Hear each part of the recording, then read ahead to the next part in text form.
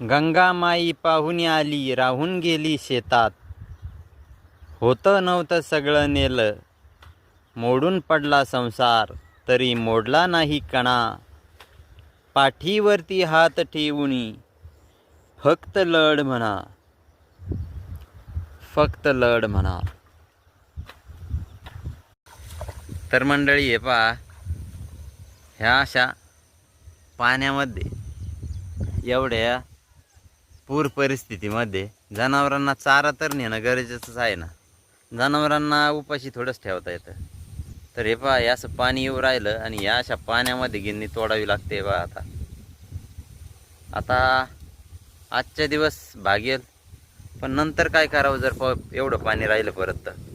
कारण ती समोरची जी गिन्नी दिसते का, हां ती, तर ती पूर्ण पाण्यामध्ये आहे. आणि तोडायचं कसं, ओझं बांधायचं कुठं.